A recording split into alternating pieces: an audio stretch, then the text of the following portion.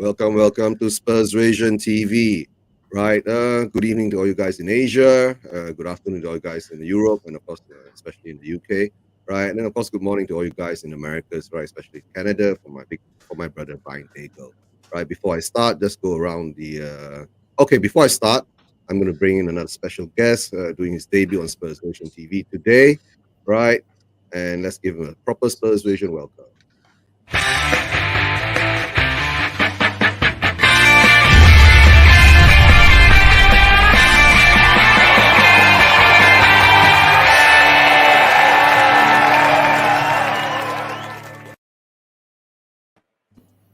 Hi, Jamie. That's a Hi. situation. Welcome. Thank you very much. Thank you very much. I'm happy to make my debut. Thank you very much, my man. And just go around the panel here. We've got Stephen Fitty from. He's an Arsenal fan, right? We just make it that way, right? And of course, we've got Ram. Ram is a Malaysian. He's a Manchester United fan.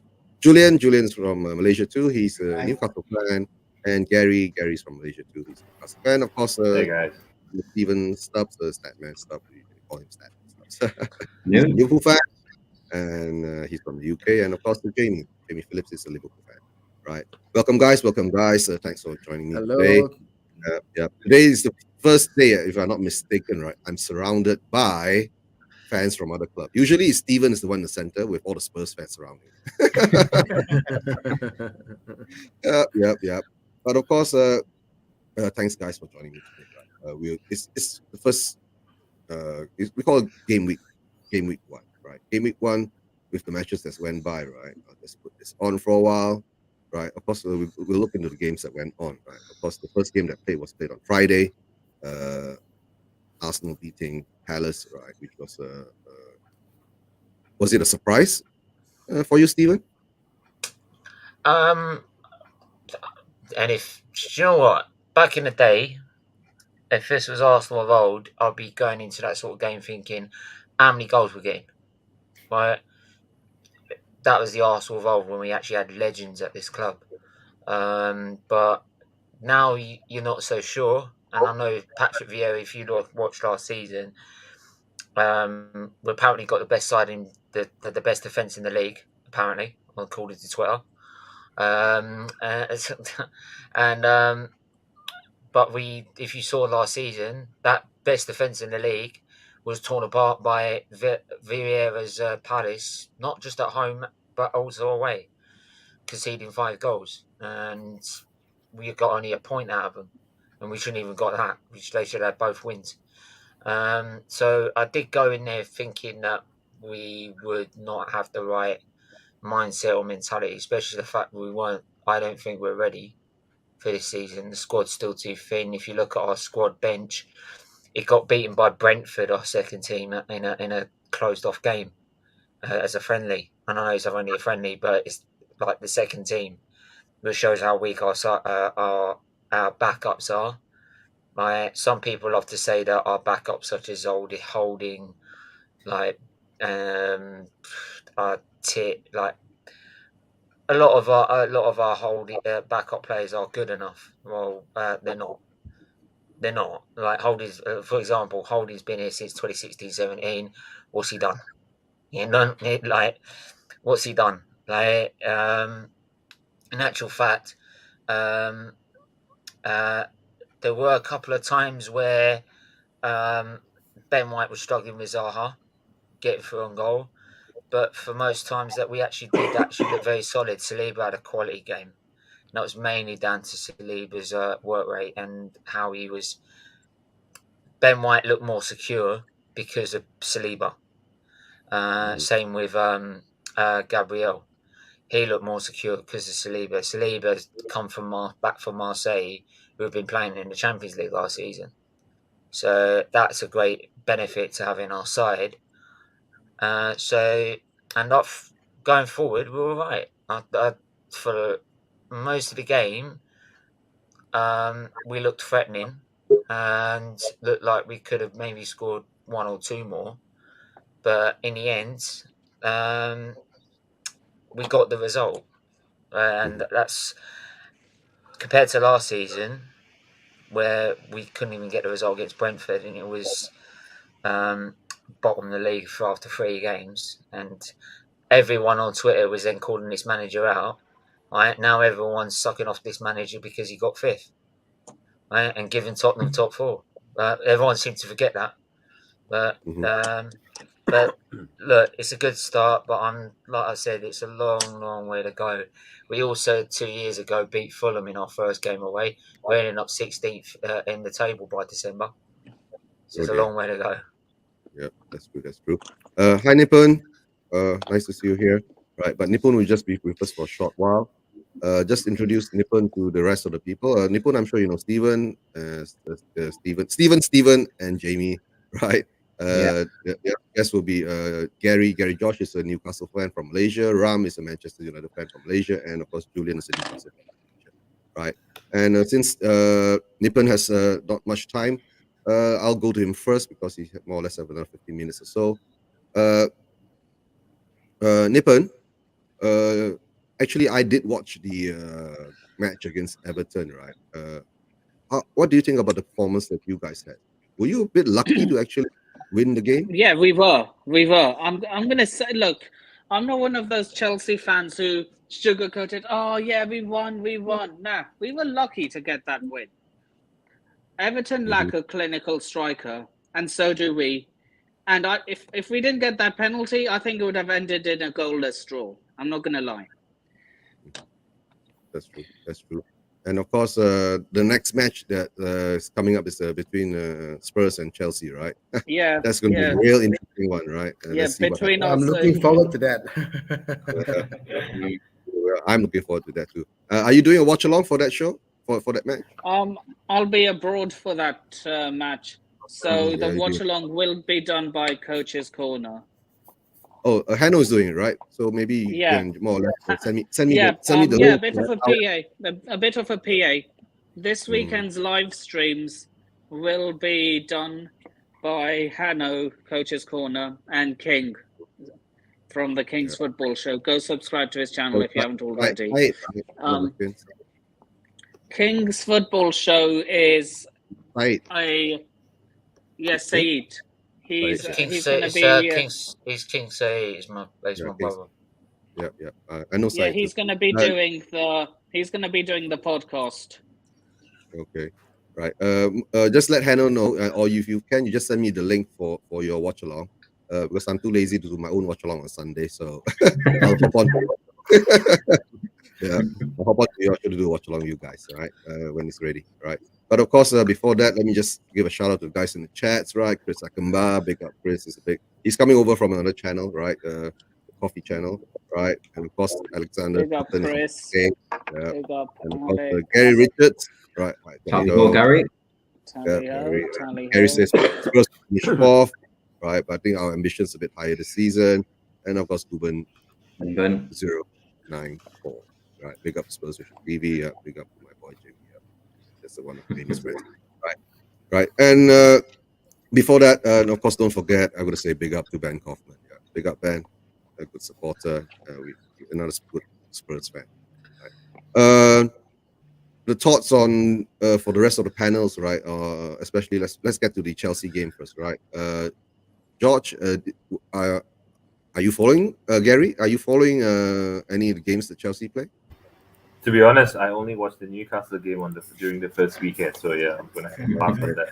So no comment on the Chelsea game, right? No comment. Didn't even see the highlights yet. Okay, Ram. I didn't find that game interesting at all. I just found it very boring, so I switched off TV after that. Okay. And Julian. I'm the same as Gary as well. The first week was just concentrating watching Newcastle only. Okay, all right. Yeah. Okay, and of course, Statman stuff, Stephen. Yeah. Any comments for Chelsea game? This was an absolute snooze fest. I watched the game. It was a terrible, terrible game. It really was. You could literally fall asleep and wake up, and it probably would have still been 0-0, like Nippon said, unless it was for the penalty, which was a blatant penalty. It was a silly challenge by Decore, but yeah, it was an absolute snooze fest. If it was on Match the Day, it should have been on last, but it probably wasn't. But yeah, Chelsea versus Everton. Everton are dying for a striker. They really are. And they're in trouble this season, Everton as well. They're going to be in real trouble if they don't sign a striker. But yeah, very, very, very boring game. Not much to really say apart from that. I agree with you, 100%. Yep. And Jamie, did you get any comments on that then? Everybody sings a snooze fest. It was yeah. I'm not going to be nice. It was yeah. It was shite. It was terrible. It was rubbish. It was boring. But Chelsea haven't been exciting for about 2 years, so yeah, it's just the way it is. Yeah, awful. Yeah. And of course, there's no Everton fan here, right? Because what we're saying is that ever since DCL gets injured, they don't actually have a strike force in the front. Yeah. So we'll be wondering where the goals come from. But like what I see from Chelsea is that since they sold Lukaku and now Werner's leaving and all that, Chelsea doesn't have a strike force either. Apart from they got Sterling in, where Sterling looks more like the winger at the moment, more than where the goals come from. Yeah, but transfer window is not over, right? There's still time to improve. But just get on to the next match then. We'll get on to the next match, of course, the game between Liverpool and Fulham, right? That will be the interesting one. Right, Liverpool and Fulham. We expected actually Liverpool to go out there and smash Fulham, but somehow or another the results turned out to be a draw, and somehow or another Fulham was leading 2-0 at first, right, and Liverpool came back. So let me get to Stephen Statman first on his opinion on that game, since you joined us. I mean, first and foremost, you've got to give credit to Fulham. I think Liverpool played, and I'm sure Jamie may agree or may not agree, I don't know, but Liverpool turned up as if it was a pre-season game rather than an actual first game of the Premier League. Weren't at the races, and again, it's credit to Fulham. They closed us down, they pressed the ball, they didn't give us time to turn. Thiago's Liverpool's main man. Obviously, if you give him time and space, he's very deadly, and he wasn't offered that sort of space and time. And again, that's credit to Fulham. I think they fully deserved the points. And if anything, I think Fulham fans will probably be disappointed that they didn't pick up all 3 points. There were some dubious decisions in there. But yeah, all in all, Fulham deserved it. Liverpool really weren't at the races. And hopefully they can put that right on Monday night against Palace, because we need to improve massively from that first performance of the season so far. Jamie? Yeah, it was just a terrible performance. Yeah, Liverpool came into that game with too much arrogance. Thought they were just going to turn up and beat them. Simple as that. And if you look at the stats of that game, Liverpool had the better of the stats in passing, possession and shots and stuff like that. But they didn't match Fulham for hunger and intensity. If they matched Fulham for hunger and intensity, they would have won that game. That's why it said Liverpool came in a bit arrogant. You could tell Klopp was thinking the same thing because he couldn't believe what he was watching. And it was a terrible performance. It's just one-off game. But if you're a Crystal Palace fan, you're going to be a little worried because, there's going to be some big payback coming. Yeah, I mean, that performance it's the worst Liverpool performance I've seen under Klopp in about 3 years, I'd say. It was terrible. All right. Has it got anything to do with? Yeah, has it got anything to do with the loss of Mane? No, I mean, I don't. If I think Mane played in that game, we'd have still been shit. It's just that I don't think the Mane thing's the problem. It's just I literally just think the team thought they were just going to beat Fulham and just turn up and beat a promotion side, and we're too good player for player. But again, if you don't play these promotion sides that go have all the hunger and drive in their first Premier League game of the season, if you can't match that, these results can happen. And it is it's the Premier League, it's the hardest league in Europe. It's what they always say. The bottom team can always beat the top team in this league. It's unlike any other league in Europe. And if you don't match that team for hunger and intensity and drive, then you're going to come unstuck. And that's what happened to Liverpool. Yeah, very much so. And I'll go around the panel again. Gary, and did you watch that match, or you just still like it's Newcastle? Well, since that match was before the Newcastle match, so I did catch it. So I did catch Okay. the Liverpool and Fulham match, and to be honest, I thought Fulham played very well. It was either a promoted side is either going to be like Fulham and Bournemouth, which played really well on the first day, or the other extreme would be like Nottingham Forest, where they played really badly. So in this case, Fulham, they were one of the better sides among the three promoted sides, and. But my personal opinion is I did think that the penalty that Mitrovic won was sort of like a soft penalty, and I think it's a little bit harsh on Liverpool. I thought he actually, he sort of, tricked Van Dijk into, fouling him. Well, I didn't really think it was a foul anyway. I thought it was a soft penalty. Well, that's just my opinion. But Mitrovic, top scorer, Championship last season, and I think he's going to do pretty well in the Premier League this season with Fulham. Yeah, talking about Mitrovic, right? He's never actually performed in the past two times that they've come up, and he's always flopped. I think maybe this time will be third time lucky, and hopefully he'll bang in some goals this season coming in, right, to give Fulham a chance of surviving, right? Because and they were saying all the other two times that they came up, right?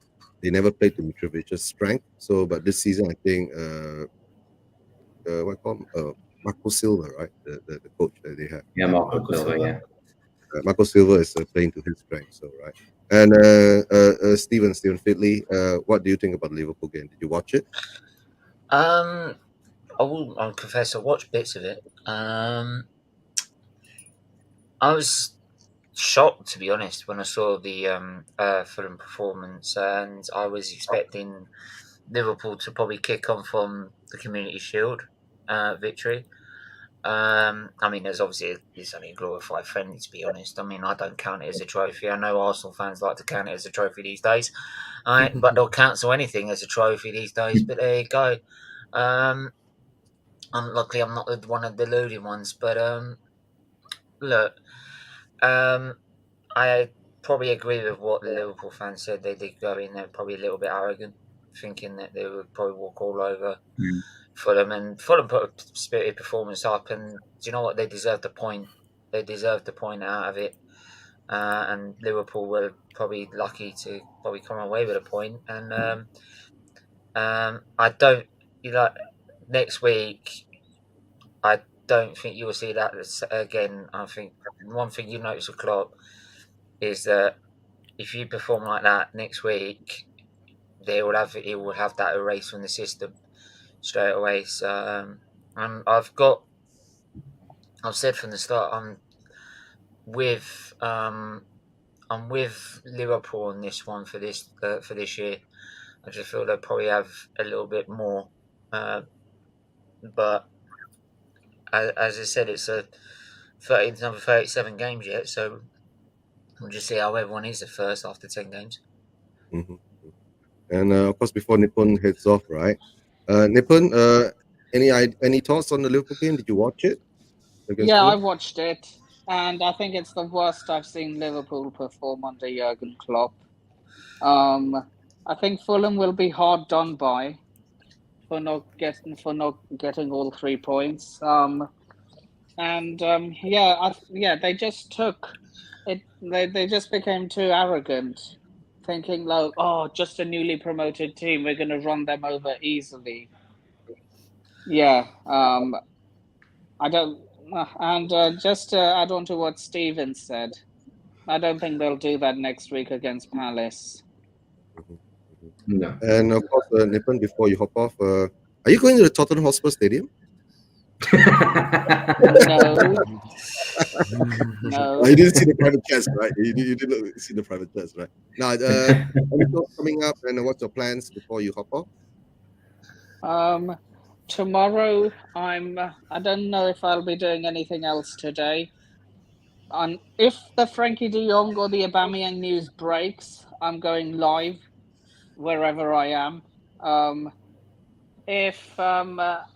Other than that, I won't be live till tomorrow 7 p.m. UK time. All right. And yeah, I'm 7 subscribers away from 1,000. Sorry, I wish from 700 subs. I'm on the road to 1K. So please subscribe to NS Sports TV if you haven't already.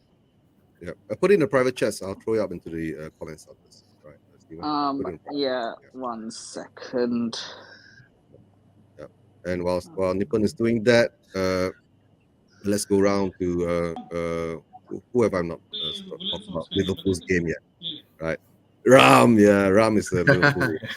Ram does a show called Plot Malaysia, right? And his co-host is actually a Liverpool fan, Harry. He was supposed to join us today, but he just finished work a bit late. He's a bit tired, so he's not joining us.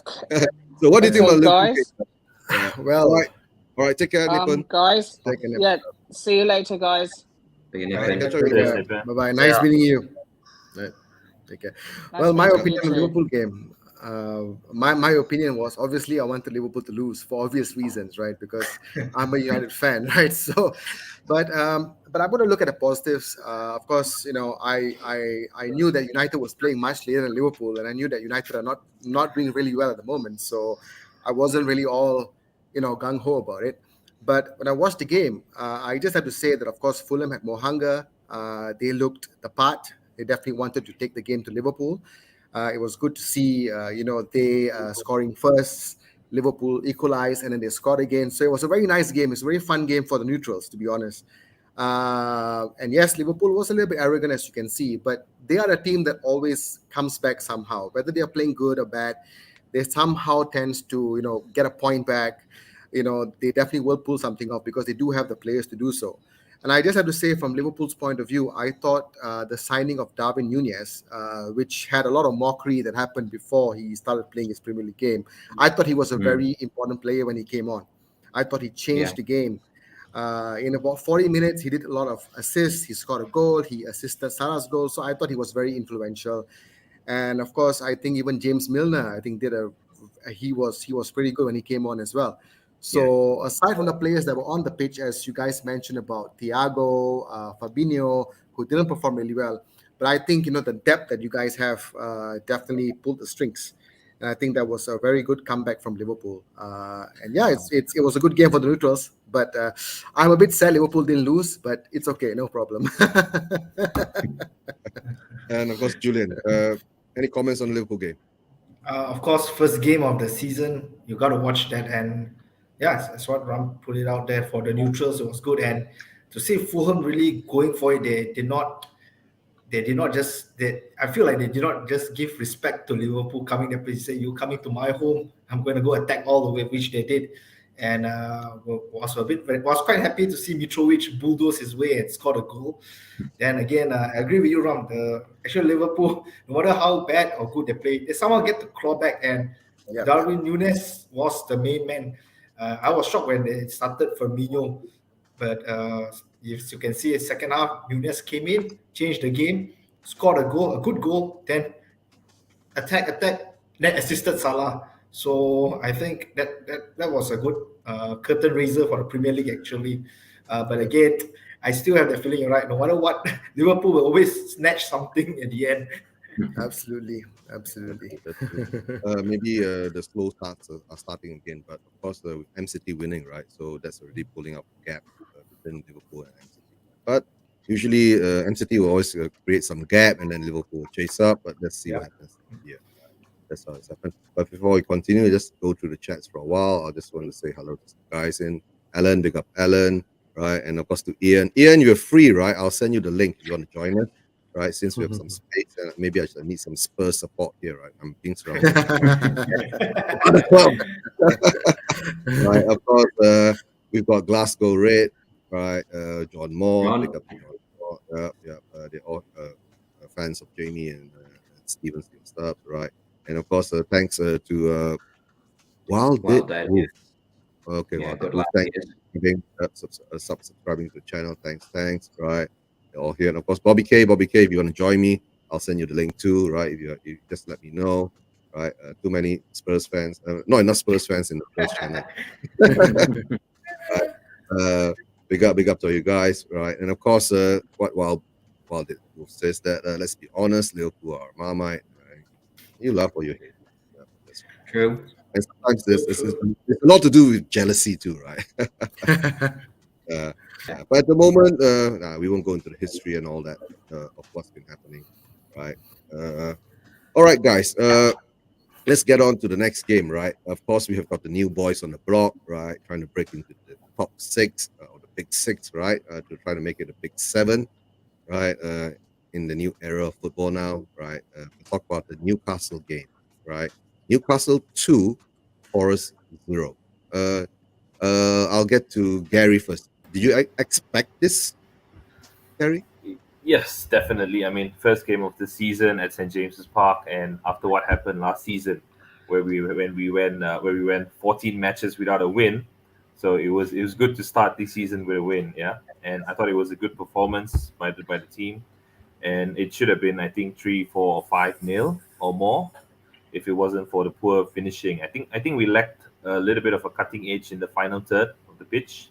Our finishing could have been better. It's sort of like we're trying. I think the team is saying that we could use another striker, at least another striker, another striker or another midfielder, and I guess our season also depends on whether we can keep Callum Wilson fit for the rest of the season. If he's fit, I think we're going to do well. If Callum Wilson gets injured, I think we will be in trouble. Yeah, but overall, I think great match. Fantastic atmosphere at St James's Park.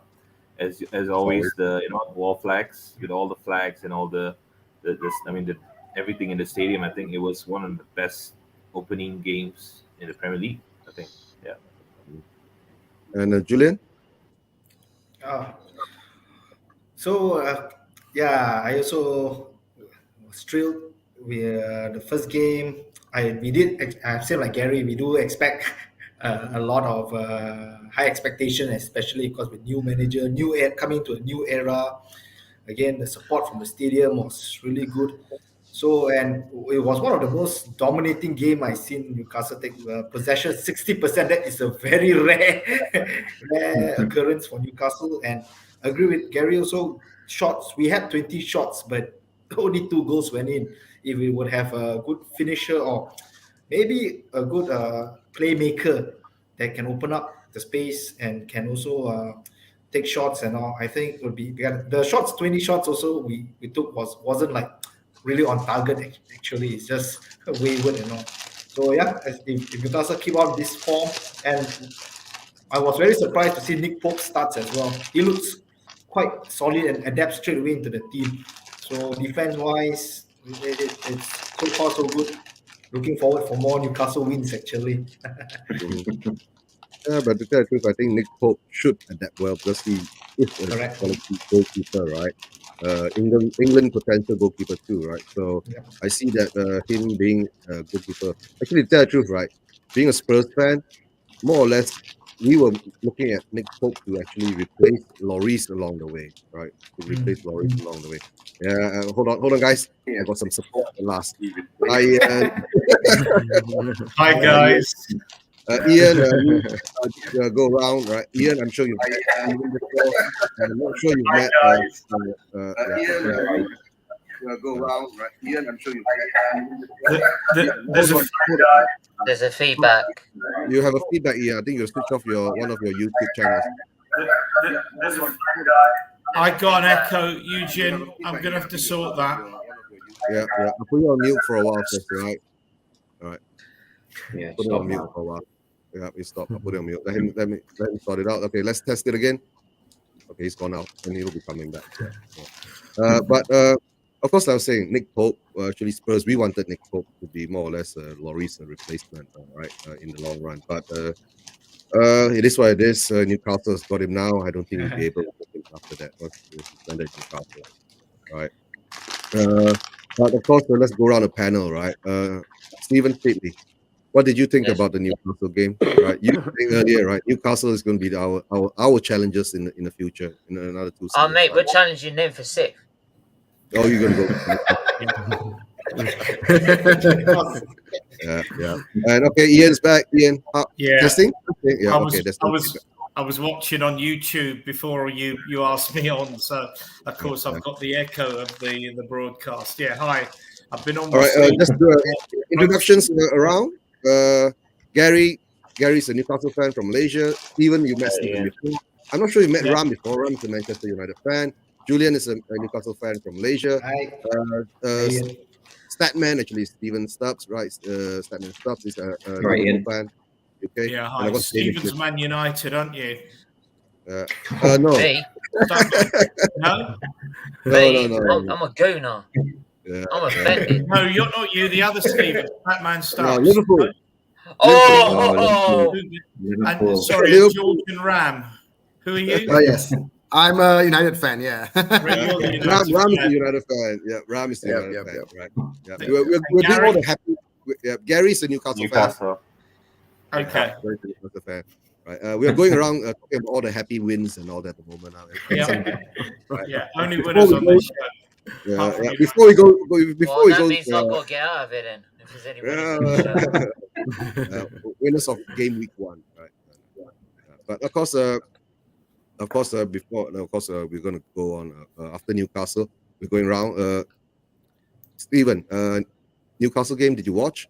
What do you think about it? I thought that Newcastle started well.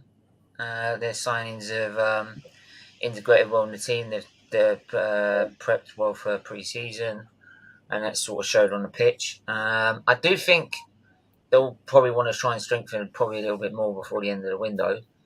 But it's all good vibes at Newcastle, isn't it? So I've definitely got them in the top 10.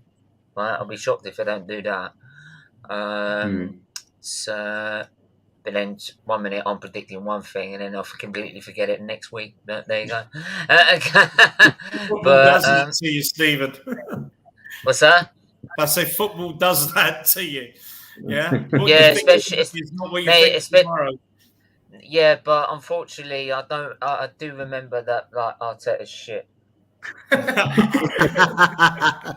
just on the Newcastle. And I also remember that we gave you top 4. So there you go. Yeah. Unlike these Arsenal fans who like to seem We didn't win it. who love We to didn't seem win to it. unlike these Arsenal fans who seem to forget it before even the season's over. I think Newcastle will be fine this season, and they'll just wanting to keep. I think they're doing it in the right way. That they're just slowly rebuilding. It was always gonna this process is gonna for them to get to the top. It's gonna take them 5 to 10 years, and I've said that. You can't just all of a sudden wake up and then just spend money. Those days of when Abramovich did that, where literally his first season he spent 128 million, and we went invincible, and they came second. So, but then it worked the next season for them because no one was doing it at the time, right? Arsenal weren't doing it, Man City weren't doing it, Man City weren't even mentioned. And then just moved into a new stadium. And Man United and Liverpool weren't doing it, Man United weren't doing it. So, but now these days you've got to have a proper plan in place, and it takes 5 to 10 years. It will take a couple of managers, but as long as they make sure they adjust and make those changes at the right time, and then you'll see Liverpool, Newcastle, Man City, and I'd love to say Man United and Arsenal, but I think they're going to be the bygone. But they're going to be like on the bygone show. You know what I mean? Of course, and then of course, Ram. Any thoughts on Newcastle? Well, to be honest, I did not catch the game, but I want to say something though. I'm rooting for Newcastle this season for sure. I think they're going to go higher than 10 for sure. And if Newcastle can actually go against all odds and go do something magical like going to Champions League, being the top 4, by all means, go ahead. One more request to Newcastle, since you've got a lot of money to buy players, please take Maguire away from us. He's the fridge. Take him away. Only Man United can go to IKEA and pay 90 million for a fridge.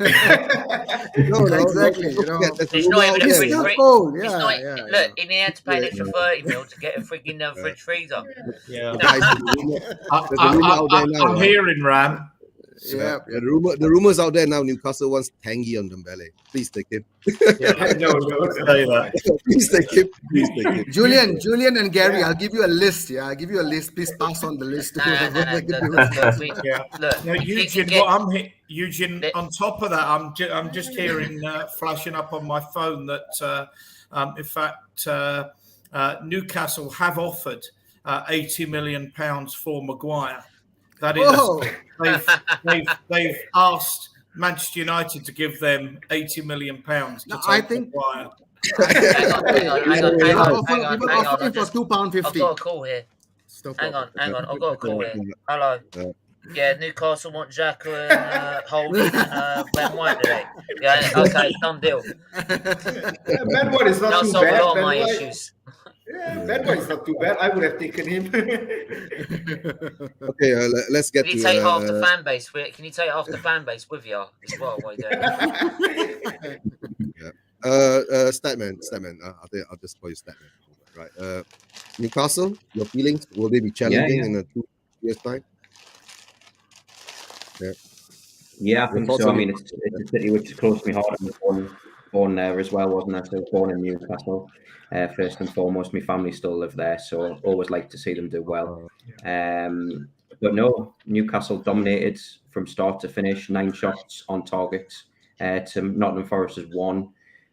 Fantastic goal by Fabian Schär as well. I'm sure Julian and Gary will probably agree they are a little bit short, and they need one more, I would say, definitely up front to help. Obviously, Callum Wilson. I think they need another centre midfielder alongside Bruno Guimaraes. But other than that, Nick Pope, fantastic signing. I'm surprised Newcastle got him in all fairness, because I do rate him very, very highly, Nick Pope. He always had a good game against Liverpool.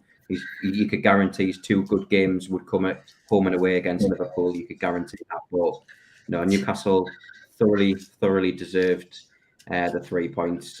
Well played to them, and hopefully they'll do well this season. Definitely, I think I've got them to finish 9th this season. Stephen, if it helps, every goalkeeper turns into prime like Dida when we play 'em. Yeah, Right? They turn into prime Buffon. And Jamie, any thoughts on the Newcastle game? And of course, you see they're going to have a bright future ahead of them. Yeah, Newcastle game's a good game. Eddie Howe doing a good job at Newcastle, continuing to do the good things there. Got a new contract, 24 hours before the game as well. So yeah, big up to Eddie Howe doing bits there. Newcastle doing well, bought some decent players. Yeah, good result for them. Yeah, the future's bright, obviously, when you're that rich, but Can I have some?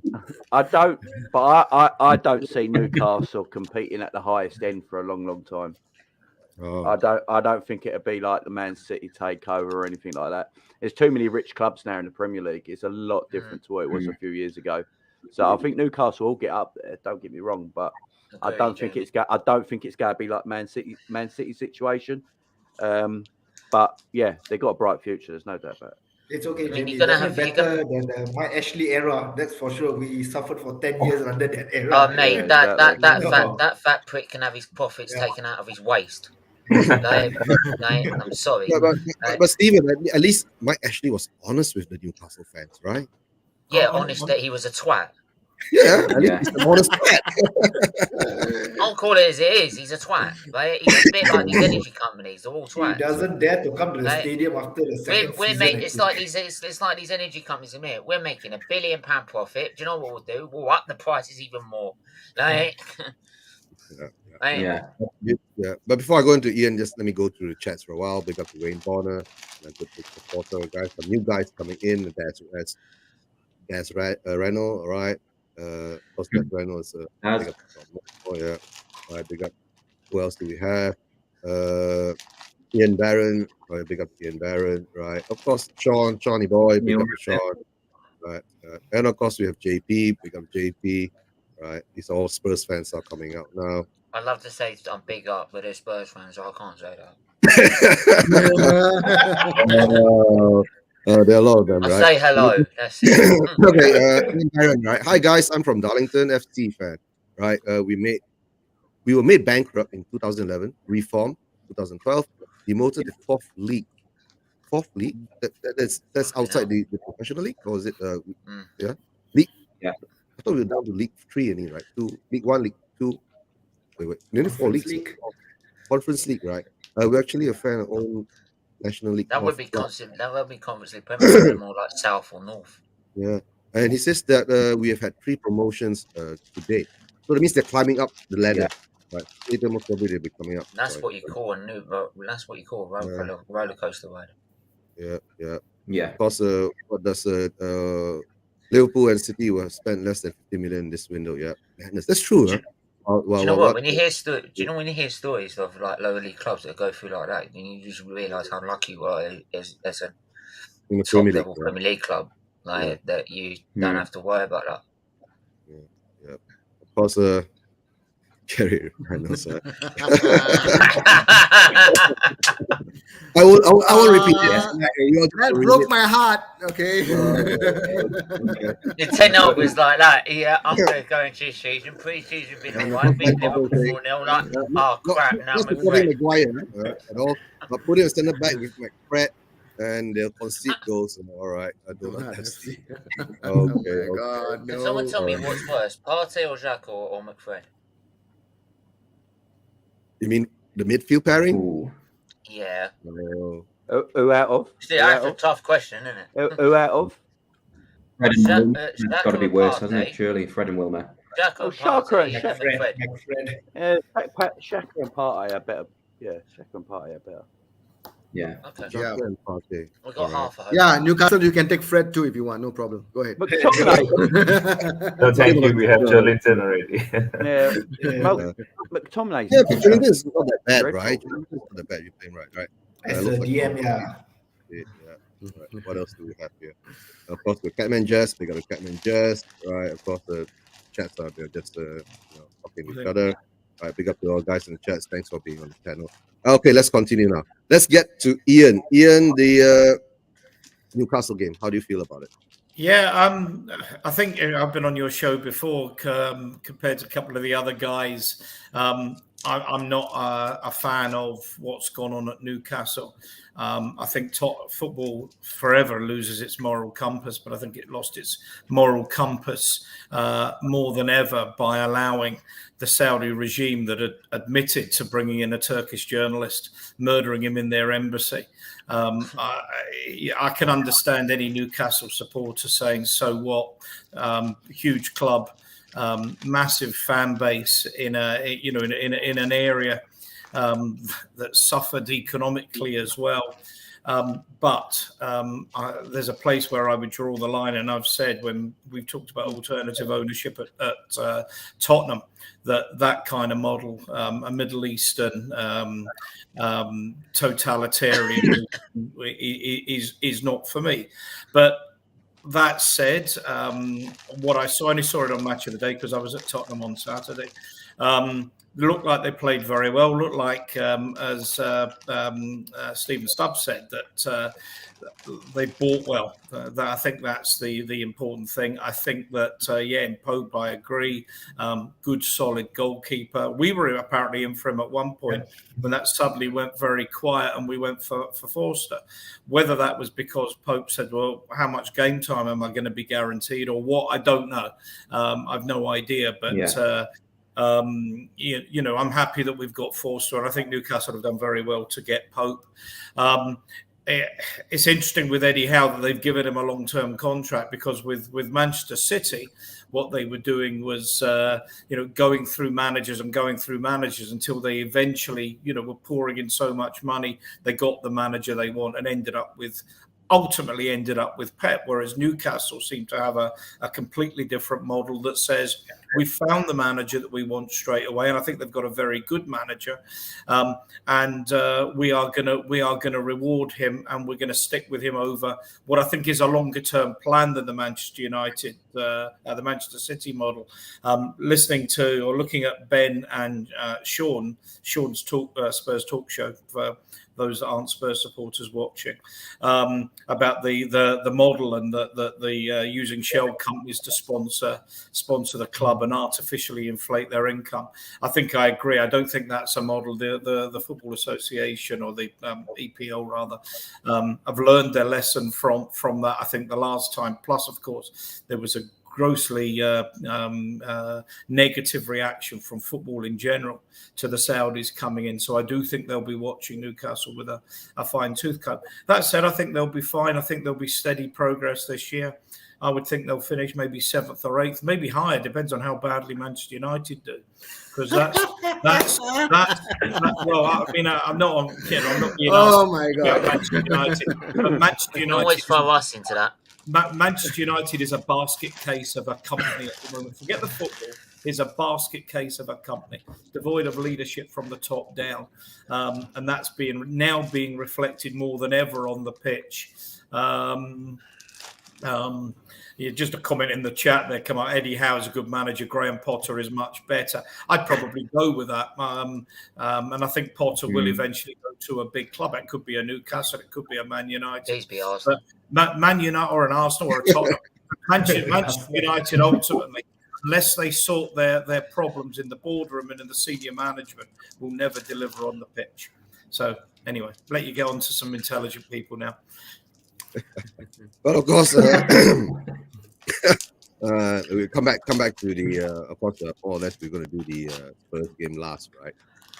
I'm sorry to say that most probably we have to do a little banter on the MU game, right? Right.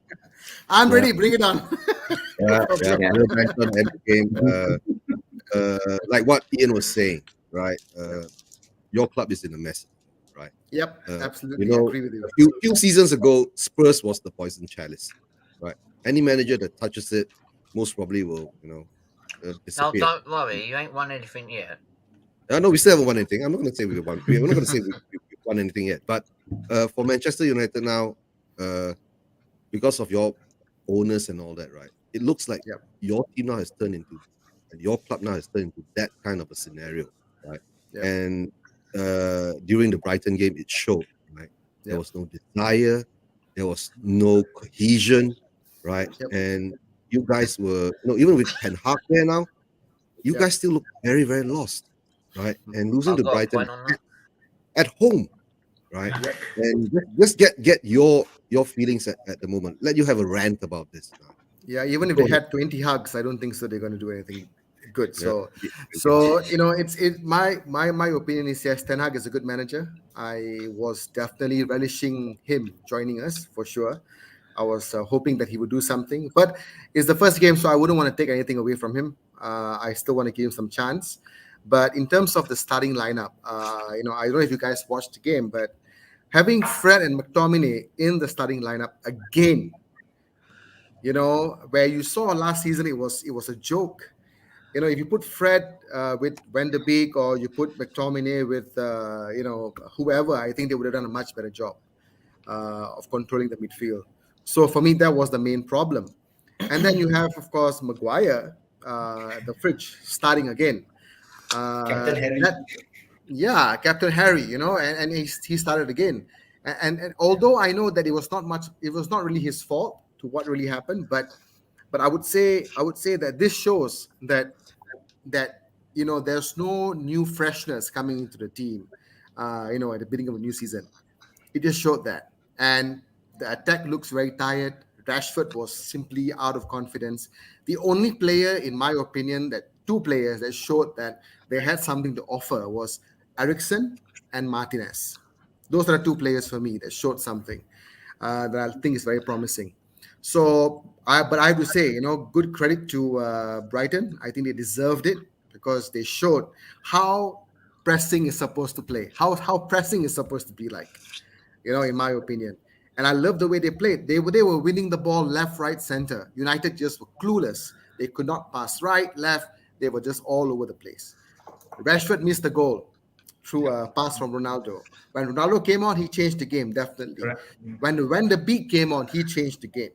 So it was already a sign that, you can't stick with the old players. So I don't know what's going to happen in the next game.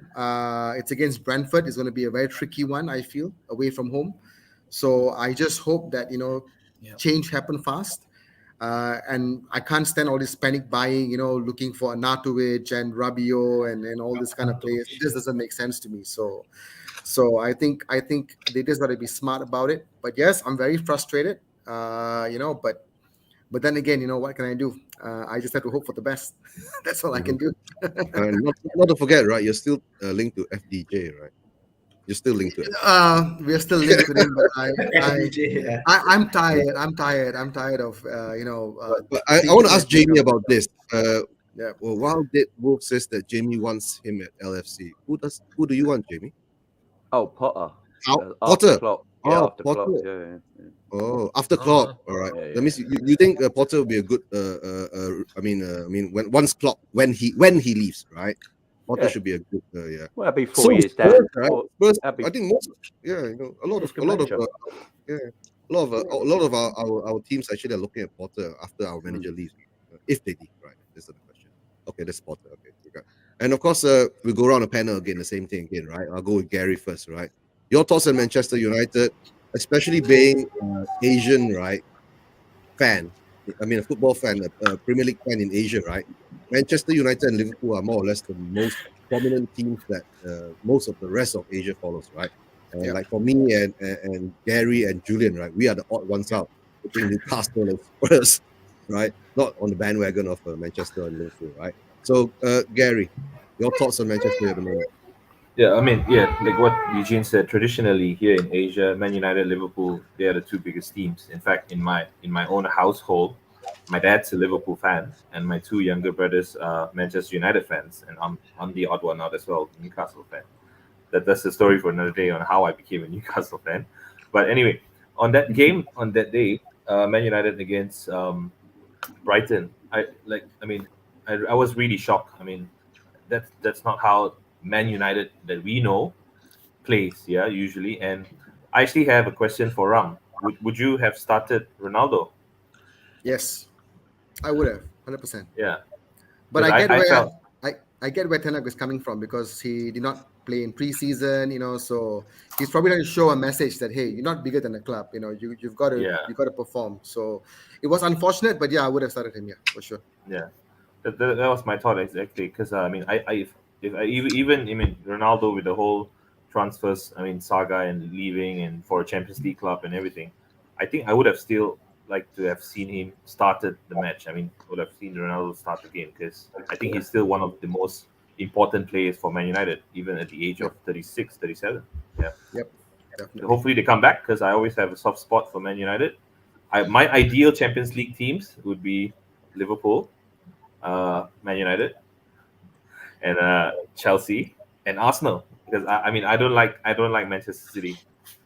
For me as a Newcastle fan, I'm happy being top 10 this season and a decent cup run. That's all we're asking. We're not deluded. We're not wanting Champions. We don't want Champions League football just yet. Yeah, we'll just be happy with a decent cup run and a top 10 finish. Yeah. Okay. That's how you call very, very grounded, right? And let me get to Julian. Julian, like what Gary was saying, right, and what Ram is feeling, right? What do you think? Are you still perplexed as what happened to Manchester United? All the glory that they had in the past 15 years ago, and all of a sudden they are in this kind of scenario now. Same, yeah. I am very shocked. Ram, I watched that match surprisingly for 90 minutes. I watched that because my cousin is a Manchester United fan, so I had to watch with him. But it was really shocking to see, especially how Man U plays at Old Trafford, and Brighton came with. And I look at how Brighton came and played with like no respect to Manchester United at all. Yep. They came and attacked, controlled the game. They, you said they exploit the weakness of the back four. There, Harry Maguire. They keep going, pressing him, forcing him to make an error. But he did not cause that much. I mean, like he usually do. But I can see Brighton actually played very, very good football, and I get a bit disappointed on Man United because now you gave Brighton so much confidence because Newcastle next game is against Brighton. So I was hoping for Man U to whack Brighton actually, so that when we go to Brighton, we can get something out of it. But no, they are on a high note now. But yeah, I was shocked that Ronaldo didn't start as well. But as what Eugene said, or what they want to send a message. The manager is sending a message there. Yep. Yeah, Absolutely. yeah. Of course. Before we go on, just say some big up to the chats, right? Big up Brian Diggle, my brother in Canada, right? And of course, Guguma, you have the link. Even you can join us, right? She's a South Korean Spurs fan, right? South Korean. Another Spurs fan, yeah. Yeah, another Spurs fan, and of course Dan THFC. Dan, all right, I'll send you the link. Dan, just hold on, right? Okay, I'll come to Statman Stub. Statman Stub, Stephen. The MU game. I guess you are old rivalries, right? Old rivalries, right? Lock and load. Jamie and Statman Stub, old rivalries. What do you think about MU now? Go ahead, Statman. Well, Ten Hag's already taken records already. Brighton hadn't won at Old Trafford at all in the history of Old Trafford, and already done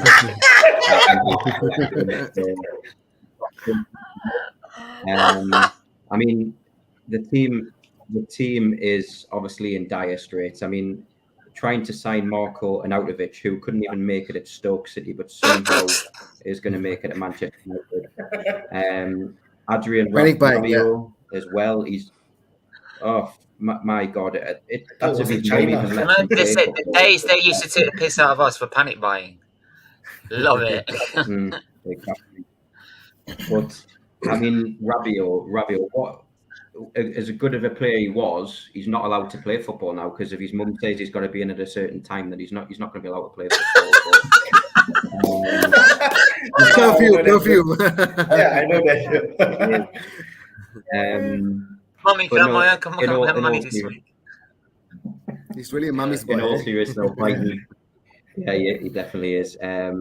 It's like Jamie said on his channel a few days ago. If Rabiot's mum is walking on one side of the street, you'd literally go over the other side. You just don't mess with her. But going back to the game.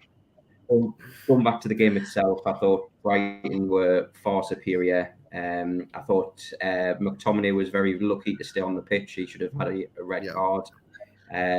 If the Fulham penalty for Mitrovic was a penalty, then how is the penalty not given for Brighton? It was a Stonewall penalty for me.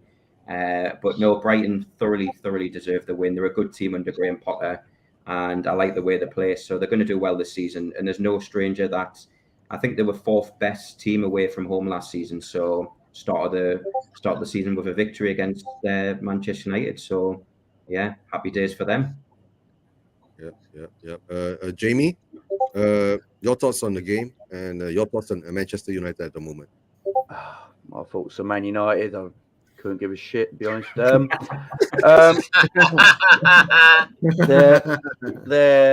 Look, Man United are. I think what's happening with Man United is that they're still living in an era that they're not in no more, and I think that's the problem with Man United. So I think a lot of Man United fans are still thinking they're in that Alex Ferguson era when they was, the elite side in English football, and they're not now. They're not even a Champions League team at this moment in time. And you look at Man United's squad, and when you're using someone, when you're using Iron Man up front, it's just. It's not going to work. You know what I mean?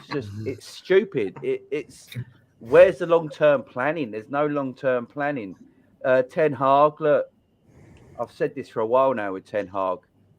In the Dutch league, when you were manager of Ajax with one of the greatest academies in world football, and you're the team in Holland, you can get away with quite a lot of stuff. Yeah. Plus, no one's watching.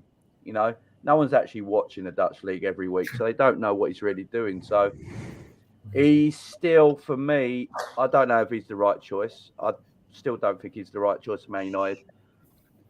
I look at the players they're buying, not good enough. Rabiot makes no sense. Look, you let go of Paul Pogba, who is arguably a fantastic footballer, but hasn't got the mentality issues to handle it at Man United. But getting rid of Paul Pogba, letting Paul Pogba leave, and then getting Christian Eriksen, who's nowhere near as a good a footballer, makes no sense. Then you go and get Rabiot, who no one in Europe wants. Like no one in Europe, no, he doesn't like anyone. He's got apparently, behind the scenes, he's not meant to be that great. His mum's a psychopath. There's just there's a lot that it's issues there. When you look the signing that he wanted, everyone was laughing at it because he plays for Bologna, and Arnautovic is not the player he wants. Right. If it was a Ten Hag player, if Ten Hag wanted Arnautovic, because he's looking at his forward line and thinking, right, I need to play two up top, so I need to go with Arnautovic and Martial up top because there's issues around my squad that I just need to go with that. Then if that was what he was thinking, people might laugh at it. Then the club should back him and just do the deal. At the end of the day, no matter how crap we might think Arnautovic is, that's the player the manager wants, and he's got an idea of what he wants going forward to try and help this team. Because he's a decent coach, and he ain't a stupid man. He's looking at it and thinking, right, I played that game against Brighton, and I've got Christian Eriksen as my false nine.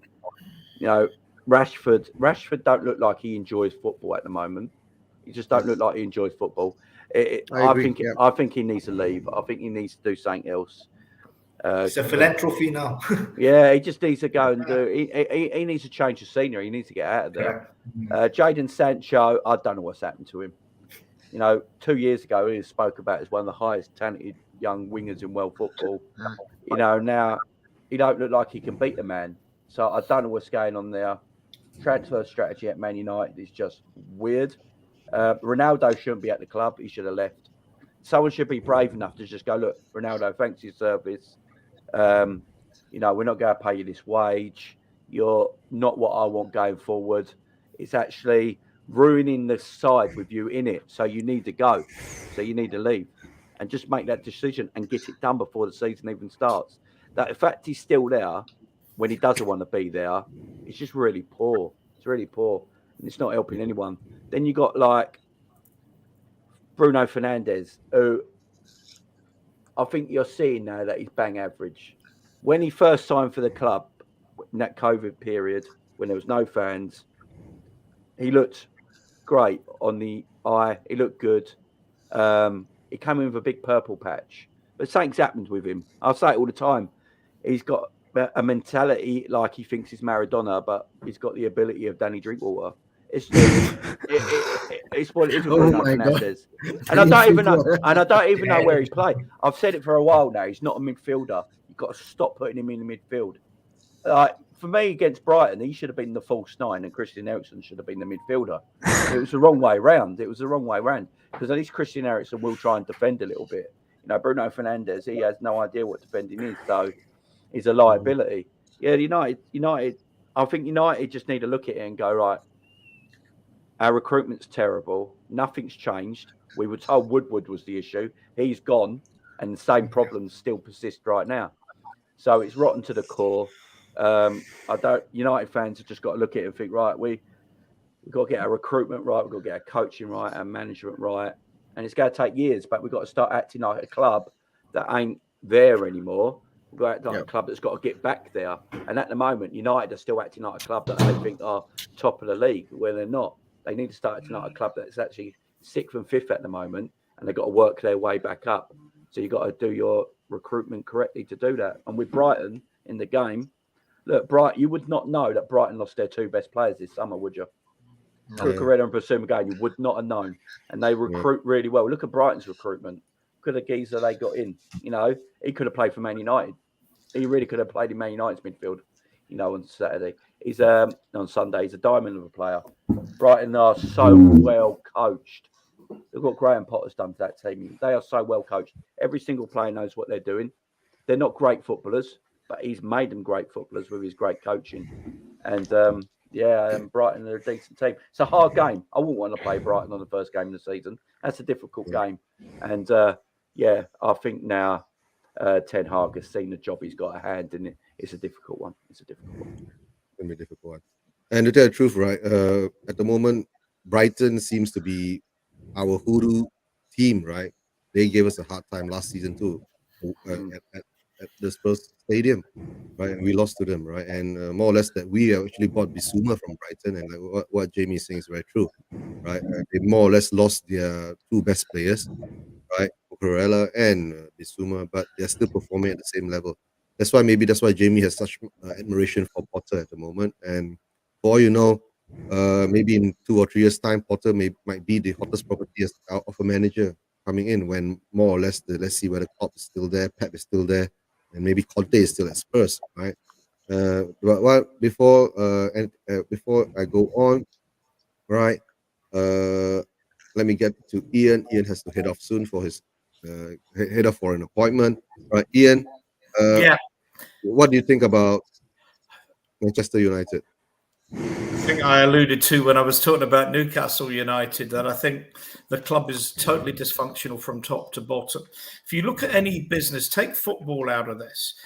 This is a club that let Alex Ferguson go after whatever it was, however many years he was in charge, and let David Gill go at the same time. Now, what business would allow, say, its top production director and its managing director to leave at the same time with no proper succession plan in place? Football for some reason seems to act within its some sort of bubble, and it doesn't. The general rules of running a business, including succession planning, apply as much to football, or should apply as much to football as they do in any other business. So you get a situation where Ferguson goes, Gill goes. Moyes, in my view, should have come in at around Christmas time and spent 6 months gradually working with the team, taking some cup games, increasingly taking training, learning what Ferguson does, so there was continuity there. Again, if they were bringing in Woodward, and I don't think Woodward was much of a football man, I personally think they should have gone for someone that really was steeped in football at another club to again go through that seamlessly. They could have had someone again shadowing Gill for 6 months, learning how the club operated, and then they would have moved on. Plus, you've got a situation with the Glazers, who are, I won't say con men, because what they did was perfectly legal. But remember, they borrowed money to buy the shares. They didn't put any of their own money in. So everything that all Manchester United's income goes in terms of the division of it, a significant proportion of it goes to repaying the debt that was the Glazers borrowed from the bank.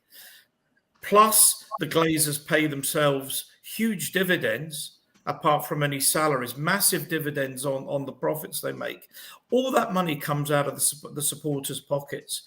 Plus, of course, with that lack of leadership, you've had a feeling that the change of managers has been rearranging deck chairs on the Titanic. Moyes wasn't a bad manager, didn't do anything. Van Gaal wasn't a bad manager, didn't do anything.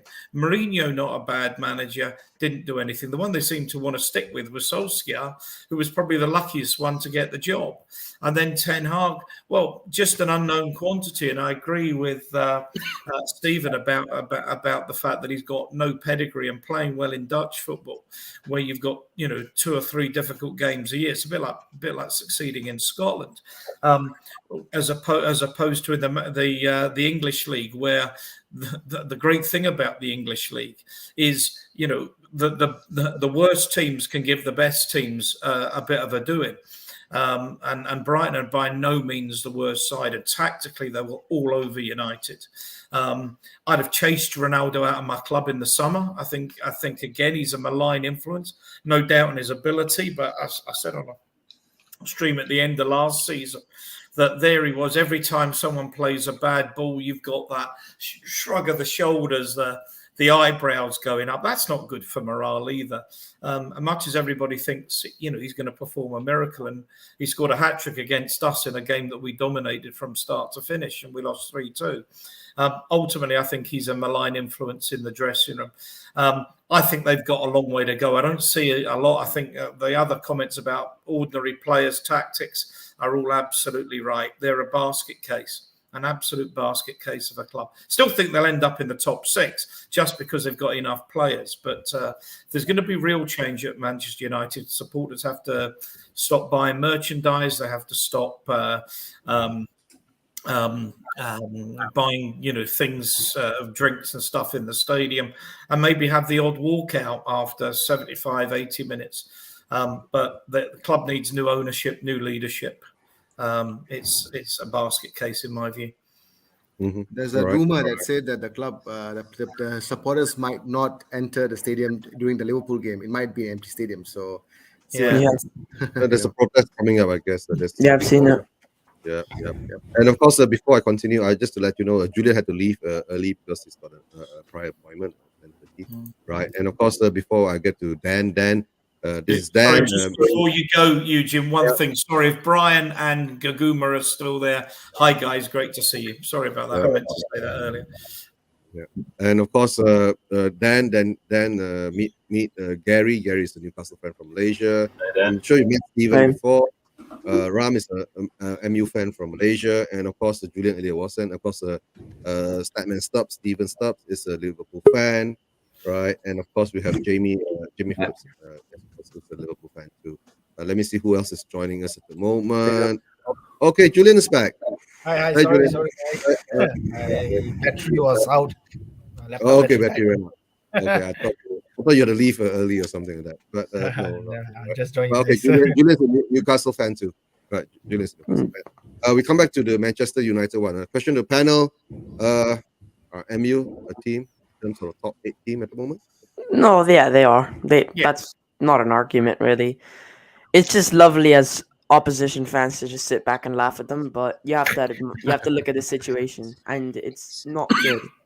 We were in a very similar situation not too long ago, so it's the owners are a huge problem to it, but as well they've just kept the same players for way too long, and that deadwood is that problem that Tottenham had not too long ago, and it holds teams back. And what they need to do is sell the deadwood and do a complete rebuild.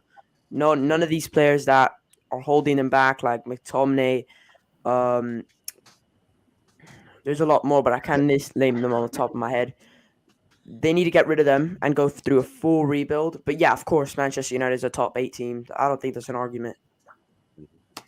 No argument. I think we all think Manchester United should be up there, right? Unless something really disastrous happen, right? But at the moment now, which we're all rooting for. But the thing is that you're looking in the scenario is that how much time does Ten Hag actually have for him to turn around the team? He can't get rid of the players that he doesn't want. You can't do a Nottingham Forest and sell 12 players and bring in 12 new players and hope for the best. Yeah. Right? There's no such thing at the moment. Even now, being a Spurs fan, I feel a bit jittery because we have 6 new players coming in, right? And we are supposed to get rid of another 4 or 5 more players, right? For them to be on the way out. We'll then add another 2 or 3 more players. That means we'll be having about 8 new players into the squad.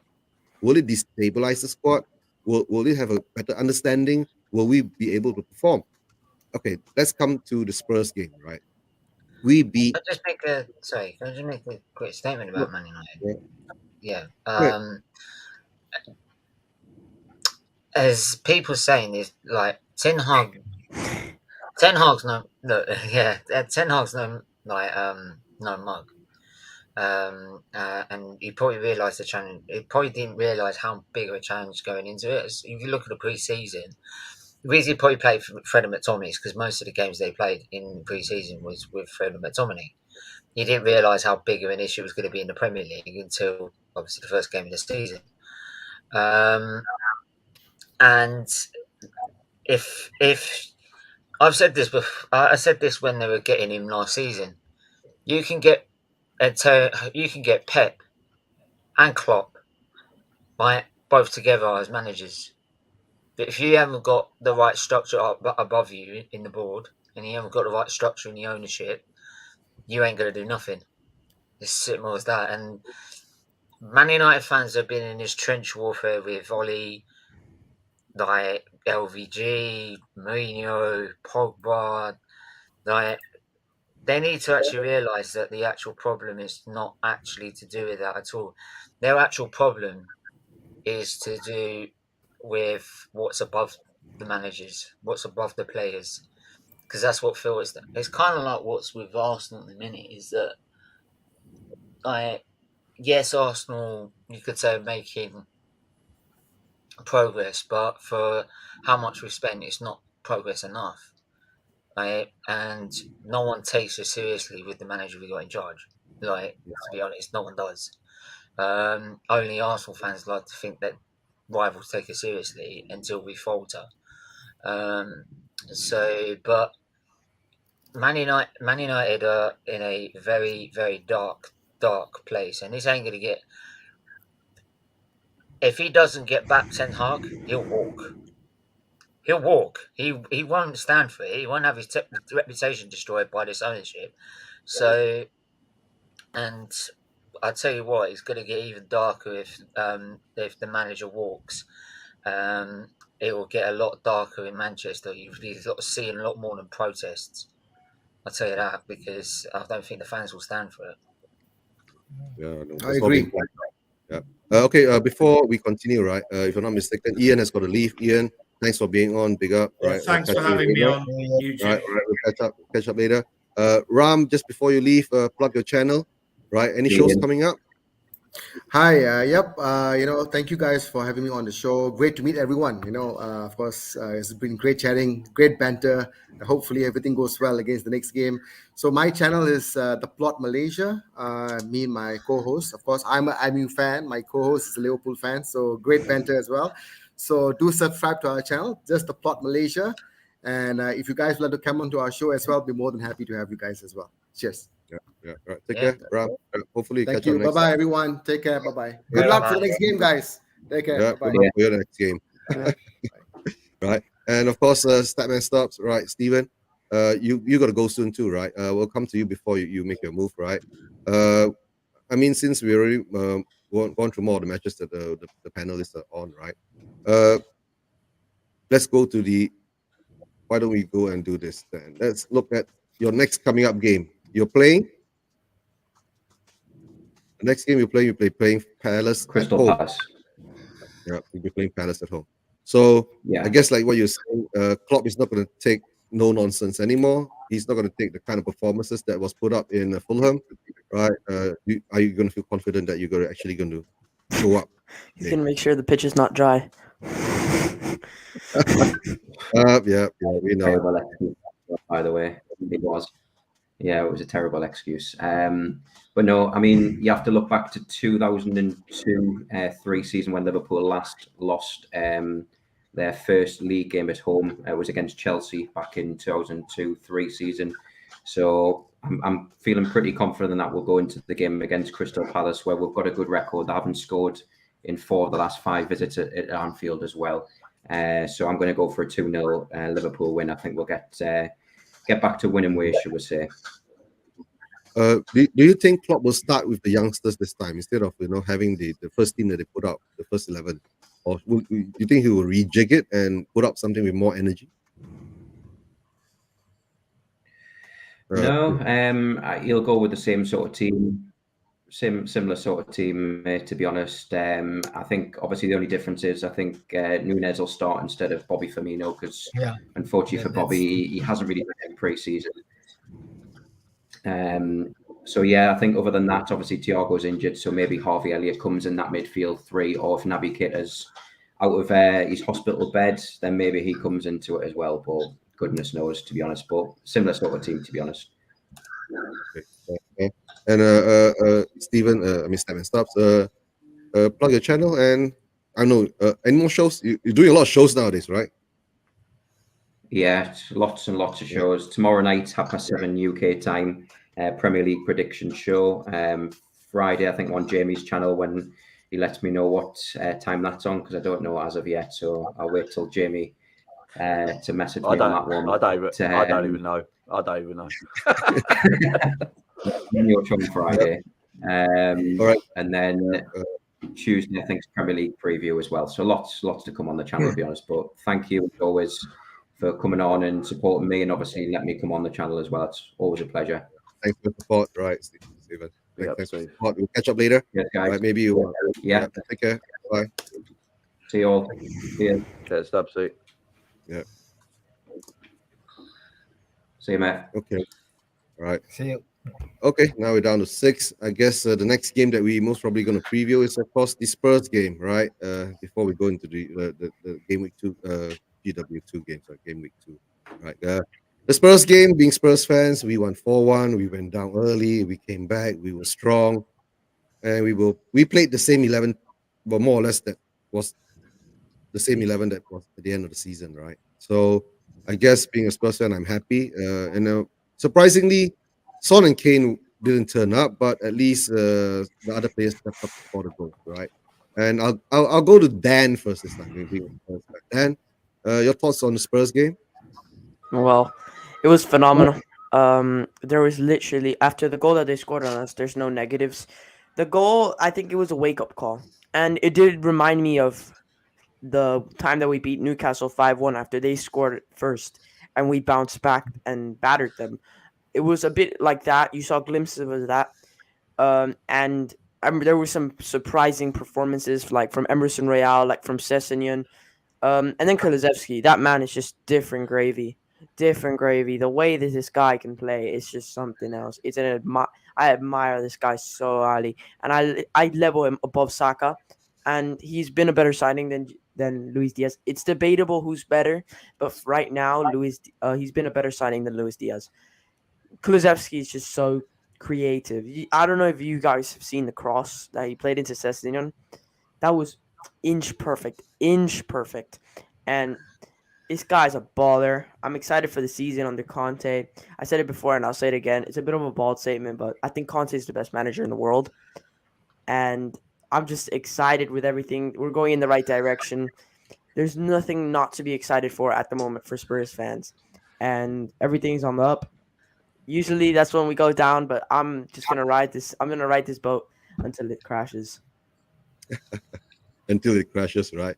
That's the big word, until it crashes, right? Now, of course, let's go around the panel and get the thoughts on the Spurs game. Let's get to Gary first. Gary, your thoughts? Did you watch the game, or you I just did catch the highlights. See the goals, and I thought it was a great volley by James Ward-Prowse, and I really think he's the kind of player that probably should be playing for Man United instead of Southampton. I mean, for Tottenham, I'd love him. Yeah, for Spurs as well, maybe. Yeah, and then great goals by Spurs. Kulusevski, I think he's going to be very important for Spurs this season. Besides Son and Kane, of course. And overall, it's good to see Spurs doing well, and hope to see Spurs challenging Liverpool and Man City this season. Yeah. Okay, all right, that's good. And of course, let's get to Stephen, right? Stephen, of course, he's an Arsenal fan. Let's see what kind of feelings he has about what's happening with Spurs at the moment. Stephen, what do you think? Great. Just before I start off, cheers for you getting top 4 because we're shit. Thanks. You're too hard on yourself. I like this Arsenal fan. You can find. I'm not the delusional ones that think Rob Holding was sent off and Son should have been sent off at the same time. Thanks Holding for making them top 4. Top 4, more like top of the league. All right, don't push it. Yeah, you said that 3 games into last season. What happened? We're not going to see that anymore. No, we're not going to talk about that. Look, I mean, Spurs have gone out and actually backed Conte, and that's the thing. A happy Conte is a dangerous one, and Daniel Levy's quite easily saw that Conte. You saw when he bought all he had to do is do 2 signings, and he gets top 4. Yet we spend 380 mil, we still can't even do it. But hey, we shouldn't have hijacked the deal to try and get Conte, but we should have stuck with Arteta. But look, I mean, Spurs have gone out. They've gone out early. They've made signings. They were making signings before even the transfer window even opened. And whereas we're still thinking about whether we're getting Tillemans or not, or whether we're ready or not. But they're actually probably fully more prepared than we are, because you get transfers in early, you can use the whole of pre-season to integrate them into the squad. And this is exactly what Spurs have done. So, and that's why, okay, they had an easy opposition probably at Southampton, and they tore them apart. Chelsea and Spurs is a difficult game. I'm not going to say Chelsea. I'm not going to say Spurs are going to win, because I refuse to say it on camera.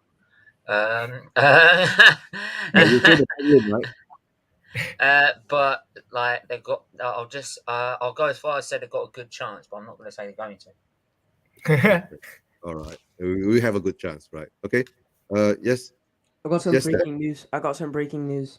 Fabrizio Romano just tweeted for Fiorentina director has just been quoted saying, "We are no longer interested in Giovanni Lo Celso. There's nothing done with Tottenham. Deal well advanced with Villarreal. He's not top priority for Emery." Yeah, okay. Never mind. Newcastle will take him, right? Newcastle. Please take him. Please take him. By the way, Emery. And the other thing, yeah. Go on. Yeah, I was just going to say, on Emery as well, don't forget, like, who did he beat to get to the Champions League? Arsenal is Arteta in it. And where did he get in the Champions League the next season? Semi-final, didn't he? Yeah, he's a really shit manager. Manchester United have also agreed a fee with Juventus for Aaron Rabiot. Okay. By the way, I did just to specify, I did want Emery out at the time, but if you were saying Emery out to get Arteta in, I wouldn't. No, you're all right. I'll live. Okay. All right. And let me get to Jamie. Jamie, first the game. How did you feel? Did you watch the game? Do you think that we actually have a chance to catch up to you guys? No. Spurs, they're doing. It was a good game against Newcastle. A bit worrying the first 20 minutes if you're a Tottenham fan. Bit worrying the first 20 minutes. But, they come out that well. Kulusevski looks a player. I will say with Kulusevski, right? What I will say Kulusevski, I think he's a quality player, by the way. I'm not going to diss him. But what it is, when Tottenham... Tony Adams comes dancing. He's going to defend better than Ben White, and he still defend better than Ben White and Bob Holding as a strictly contested. Sorry, go on. You were saying. When teams play against Tottenham, teams try to, close the gap between Son and Harry Kane, because for years they've known that's the danger zone. So when I've watched Tottenham, I watched Tottenham quite a bit, especially from last season, the end of last season till now, and when Conte took over. And Conte is very clever at making sure that Son and Kane are the more tightly marked ones, because Kulusevski is always in acres of space. It's clever management, it's clever coaching. So, I don't like comparing like players like Diaz and Carlo, because they both play different positions. One's a right winger, one's a left winger. And plus wingers can do different things at different clubs. Do you know what I mean? So, if I'm going to compare, Salah's a winger and scores 20 goals a season, you know what I mean? So I'm not going to compare wingers to wingers. It's silly. But Tottenham going to do well this season. I've got them finishing third. Conte's not the best manager in the world. Let's just get that out of there. He's a very good manager. Don't get me wrong. He's a very, very good manager. That's my hot take. That's my personal hot take. He's an elite manager, but in Europe, he's shocking. His European record is shocking. A couple of titles he won with Juventus are a bit spectacle as well. So, but his Champions League record shocking. If I was a Tottenham fan, it'd be better if Tottenham went out of Europe real quick. If Tottenham go out of Europe real quick, oh my God, they're going to be a threat to Man City for the title. They will. They will be a threat to Man City. So do you think, Jamie, if we finish third in our group and we go to the Europa League, do you think we should focus on that, or do you think we should still focus on the league? If you can't get in, if you can't go through your Champions League group, which you should, by the way, Tottenham got a very good team. But it's just Conte. I just don't trust Conte in Europe. I've seen him with better teams, and he's not done it. So I just, if it goes out, if you can't qualify in your Champions League group, try and finish fourth, because literally, if this Tottenham team can stay fit with Conte as your manager, you will be able to challenge City for the title playing that one game a week. I think Europe, way Conte plays, his tempo that he plays at, his level that Conte plays at and demands from his players, is a very long season for Tottenham to do that. They've not done it before in all cup competitions.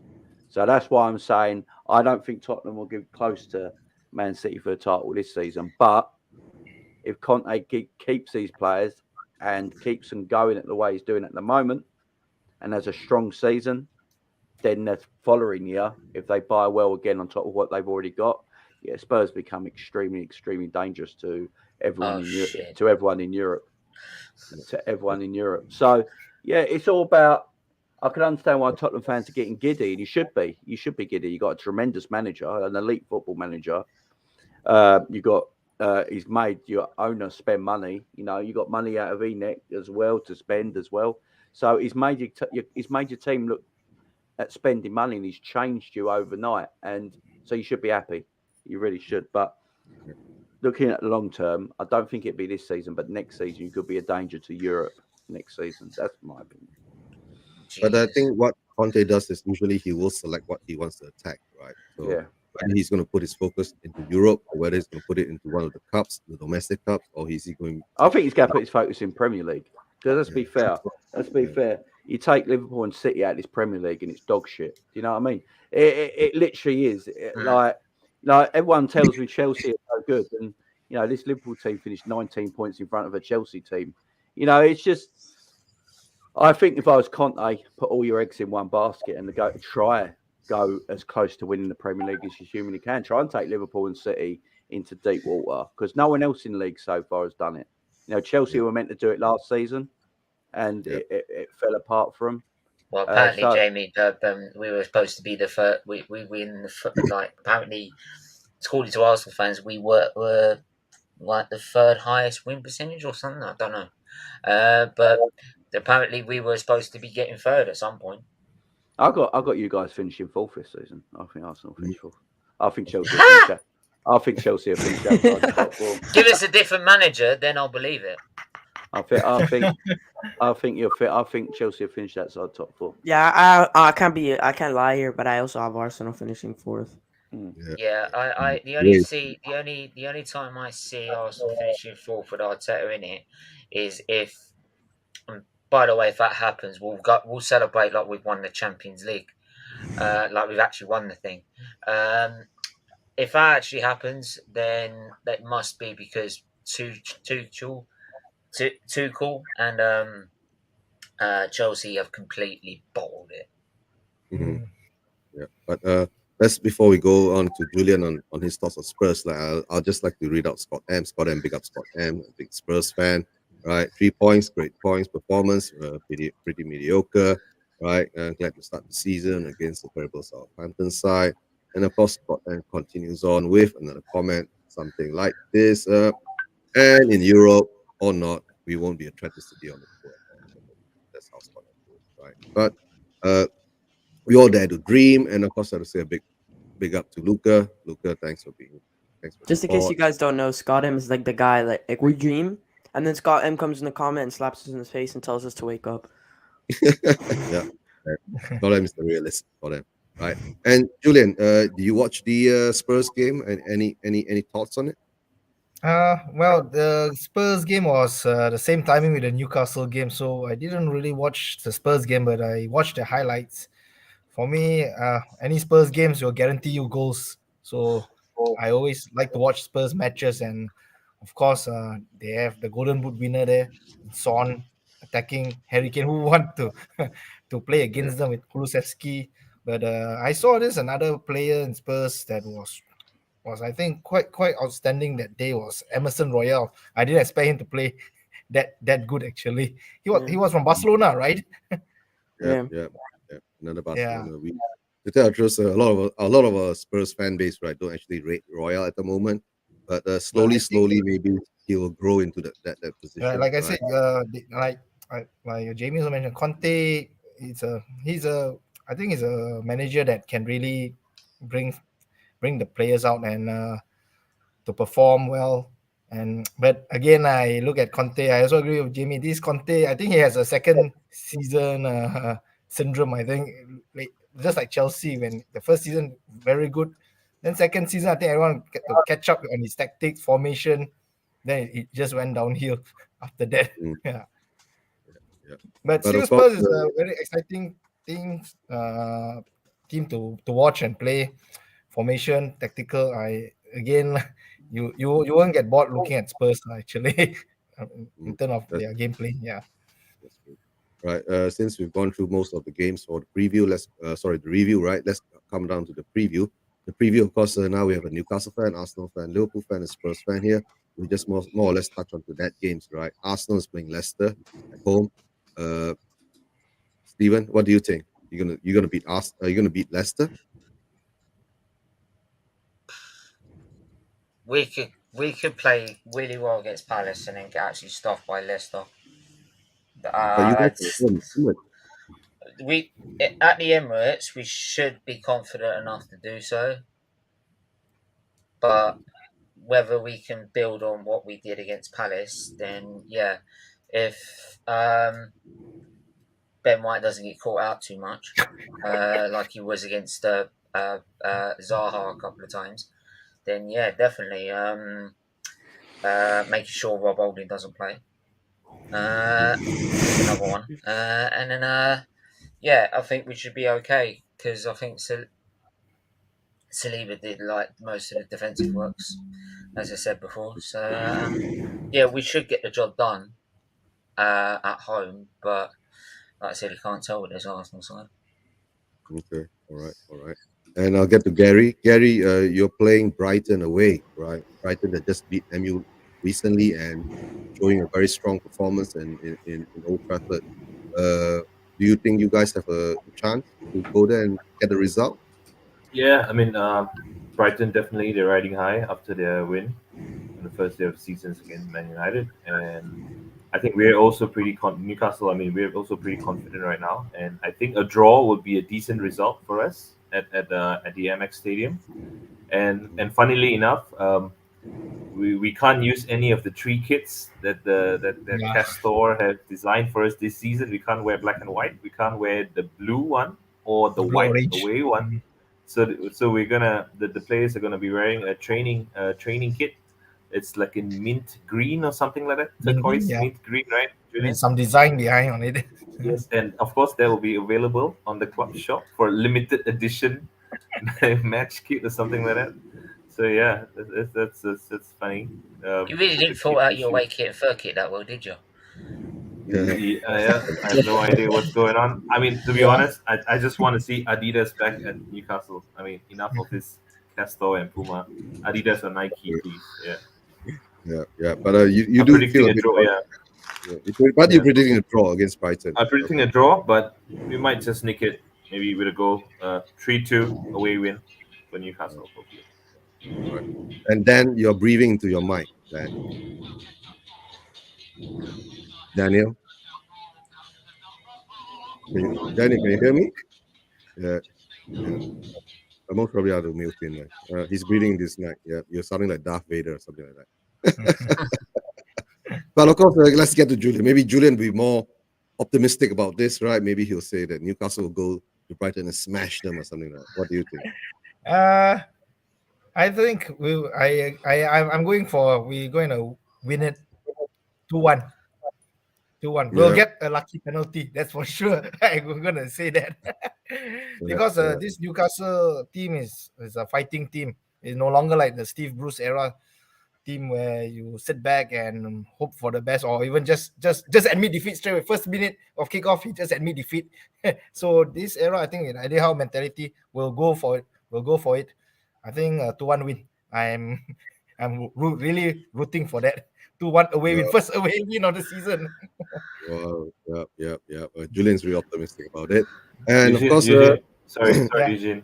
I think Julian and I, we're both just glad that there's no more Bruce ball at Newcastle. Yeah. We actually have real football, right? Real football. No more Bruce ball. No, okay, don't Bruce ball. Yeah, don't put an S behind it. It'll sound something else. Yeah. But of course, Jamie, Liverpool coming up against Crystal Palace. The performance that you didn't put up in Fulham, like start and stops, and of course you feel the same things that is not going to happen again. No, Right? no. Klopp is going to really get it into them and make them perform this time out against Palace, especially at home, right? Yeah. I think these Klopp will let them know that performance against Fulham was nowhere near good enough, and I will see a totally different side that will play Crystal Palace. You know, maybe not in personnel, just in what they do on the pitch. You know what I mean? It's just, I've never seen a Liverpool team that stands off a team like that in my life against Fulham in years. And it was just weird to watch. So it's not a Liverpool team I've noticed. So, I think this Liverpool team against Palace will go all at this Palace team to make a point. And, I would worry about this game if I was a Palace fan because, I think Darwin Núñez will probably start this game, which gives us a totally different way of going forward. I think Harvey Elliott will start the game as well in midfield. I think it'd be a spanking. I think it'd be I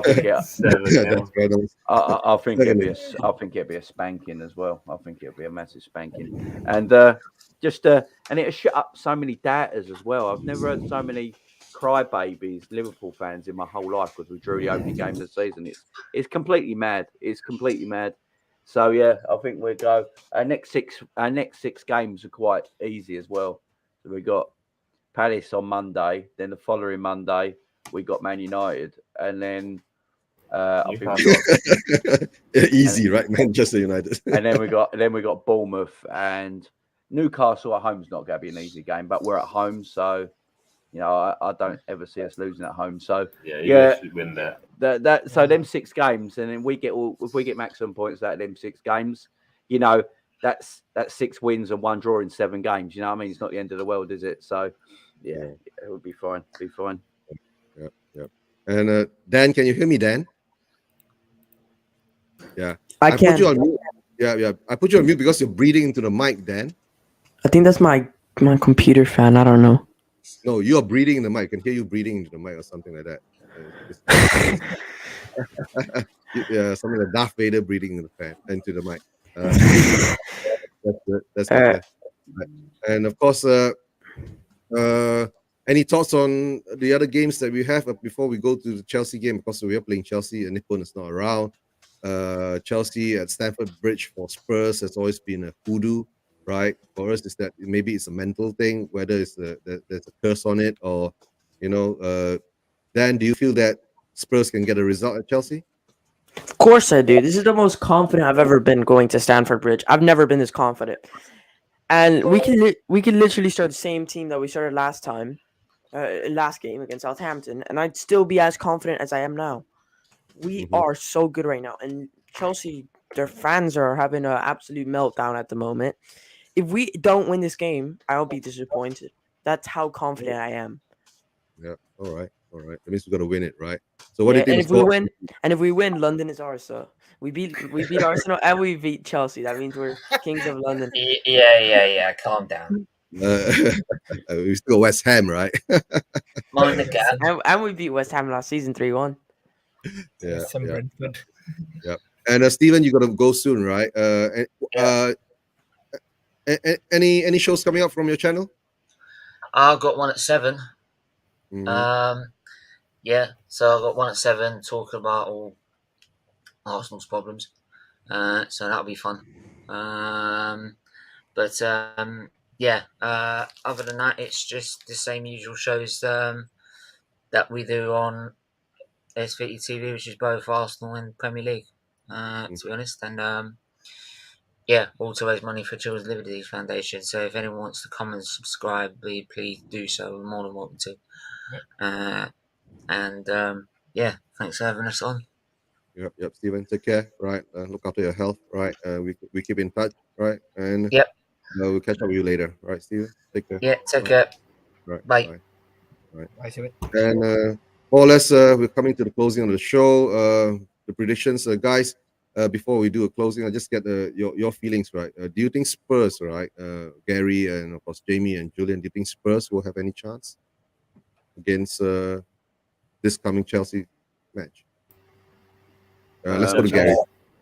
Yeah, definitely. I think Spurs can beat Chelsea, and I think among all the London teams right now in the league, in the Premier League, I think Spurs would be probably the best London team. I think. Yeah. Okay. All right. And Jamie, if you can, if you put in private chats your channel, then I can just put it up into the comments. Then the Okay, people mate, will do. and they can subscribe to the channel. And of course, Jamie, what do you think about the Spurs game? I did watch the game against Everton, and Chelsea looks a bit dull at the moment, right? Yeah. So do you think that we do actually have a chance of going there to get a result? Yeah, I think. Is it at home? You're away. We're away. Yeah, we're going to Stamford Bridge. That's why you said this. Right. So I think. Well, it's going to be a difficult game because Chelsea. You know how Chelsea go to play. They're probably going to play a bit more defensive minded. Probably not give as much space away as Southampton did in the attacking areas with their back three. You probably go have the back, Jorginho and Kante probably playing and having a double pivot DMs. So the space of Tottenham is going to be limited in this Chelsea game, but I still fancy Tottenham to win in a very tight game. I'm going to go 1-0 Spurs. Okay, 1-0 Spurs. That's a good result for us. That's a good result. And Julian, your thoughts on that? Spurs away, Chelsea home. I agree. Chelsea, their defense, they strengthen up their defense. Not going to be easy for Spurs to try to break through. Yeah, they won't give Spurs space to run through. They got Kante, Jorginho there. They will definitely want to catch Spurs on the break. That's for sure. But I'm guaranteed goals in these matches. Maybe a draw, 2-2, I reckon. Chelsea or someone will get a goal somewhere. Again, maybe a penalty again. The penalty again. All right. Yeah. Okay. This is Jamie's. I'm going to put in Jamie's channel into the chat. All right. And you guys just go over and give Jamie some support. All right. Build up his. Thank you very much. Subscribers. All right, guys. Any shows? Of course, I'm sure Gary and Julian don't have any channels that they are doing in Malaysia at the moment, right? I've been talking to them. Are you all going to start a YouTube channel, guys? Right now, to be honest, with the baby and everything, I don't think I'm going to start a channel yet. But if you guys are ever in Kota Kinabalu, Sabah, so Newcastle fans, feel free to reach out to me. Especially on our Facebook group as well. We have our Toonami Malaysia Facebook group, and we do organize live match viewing parties in KL. And Julian is usually in the ones in KL. And then if you're here in Borneo, in Kota Kinabalu, Sabah, then definitely you'll be meeting myself and a few others. There's usually 3 or 4 of us who get together and watch Newcastle games together here in KK, Kota Kinabalu. Right. Yep. I guess for the time being, you'll be joining Spursration whenever we have a channel chats to come out, right? Julian, right? Or less will be your outlet at the moment until you guys develop your own channel. And Ben, are you doing any shows lately? Yeah, I've been doing a lot of shows. I'm going to be doing a show when we batter Chelsea. I'm going to be.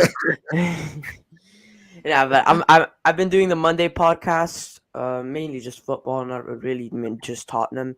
I'm going to get a Chelsea fan on to do a combined 11 with him. I'm going to be going to the pub for the Chelsea game over here. So, like, another game viewing event, like how Gary was saying. I'm going to be going to that. I'm going to be vlogging it and everything. I'll be doing a pre-match. I'm doing this new concept where, like, 5 hours before the game, I'm going to do, like, a news report, like, live updates on whatever's happening, like, with the Tottenham news and the weather even. Anything you need to know going into the game, it will be there. And I'll post match obviously, but yeah, a lot of content will be coming to the channel. All right, that's good. Of course, all the Spurs fans out there, you want to put your channel? It's still called Dan THFC, right? Yeah, it's still called Dan THFC. Yep, Dan THFC, right? And if you're not subscribed to Dan THFC, please go over and give a subscribe. I put out the Facebook page for Toonami Malaysia. Right, Thank guys, you so much, Eugene. Any of you Appreciate guys who would like to join up in Toonami Malaysia, And whose phone is that? My phone. But guys, before we go, I'd like to thank all the guys in the chats, right? Especially Catman Jazz, Google Ma, Big up. right? Yeah, big up to all you guys, Alan Harris, and of course I have to say big up to Eva Man. Eva Man is from Hong Kong and she's a Spurs fan. Of course, we got Wilded Wolf. Wilded Wolf is a Liverpool fan, right, Jamie? If I'm not mistaken. Yeah. Yep. Right, Wilded Wolf. Right, Scott M, of course, brother Scott M. Yeah, we all love you, right? No matter how you feel and what you say. Eva Man, big up, right? Who else do we have? Des Reynolds, is he a Liverpool fan too? He Yep, certainly is. Yep, Liverpool fan. Big up Des for support. Thanks for that. Shushan is actually from Nepal, and right, Shushan's from Nepal. He's a Spurs fan, right? Chelsea turned up playing us against the kids. No, he's talking to me, saying Chelsea turn up playing against us, kid. Yeah. Okay. Talking to you. Okay. Right. Who else do we have in the chats? Before we say goodbye. Anybody else? Have I missed out? Of course, we got Wayne Bonner, there's Reynolds, and then there's Ian. If I'm not mistaken, Ian. Where do I? Luca was here too. Thanks, Luca. Right. Anybody else that I missed out? Right. Usually, Wolf. There's a lot of chats coming in today. Chris Agamba, we got to Chris Agamba. Gary Richards. Gary Richards is a Liverpool fan too. Yep. Yeah. All right. Okay. Gary Richards as well. Of course, I forgot to say hi to Nick, Barry, Sean. Big Harry Sean. He's from Shellside Spurs. Spurs channel. A lot of fun there too. All right. Who else do we have? I usually have my co-host with me who will help me. Of course, Ben Kaufman. All right, we got Ben. He does his coffee shows. Yep, he does coffee. He's a cool guy. His coffee shop is actually in London. Right. Where are you based, Jamie? I'm in South London. Oh, you're in South London. Okay. Yeah. You're based in London too. And of course, Brian Daigle, my brother Brian Daigle, right? And of course, we're talking about Ian Barron. Ian Barron's a Liverpool fan too, No, he's a Darlington fan. He's a Darlington fan. Yeah. He was talking about Darlington. Yes. Did I miss out anyone? Hopefully, I didn't miss out anyone. Of course, got to say thanks to Ian, Ian Math, Gary Richards, right? Right. And of course, I got to say thank you to the guys who were in the panel earlier. And of course, JP's from Tottenham Away. We all know that. Sean Butler from Spurs Talk Show. Big up. Thanks for your support. Right. Of course, Wayne Bonner. And this is Shaggy. It's actually Ian. Alan Harris. Right. And I guess we're coming to the Bobby K. Yes, Bobby K too. We got the Bobby K. Glasgow Reds chats John Moy. Is he a Liverpool fan too, right? Yeah, mate. Yeah, he is. Yeah. Right. And of course, Guben094. Right. Guben094. Right. And of course, Alexander Hilton Steak. Right. Alexander Hilton Steak. Thank you guys for being in the chat. Right. It was a great show today. I love to do this type of shows because we get a lot of perspective of the guys from all over the fan base. Right. Hopefully, we can get other teams to join us the next time. Right. And of course, thank you, Gary, Julian, Pleasure. Jamie, Thank you. Welcome. Always Appreciate pleasure. it. Yan, right. And before we say goodnight to guys, any last thoughts? Make sure to subscribe to Spursituation. There you Okay, go. I keep forgetting There that. you go. There you go. Yeah. Subscribe. All right, guys. Subscribe.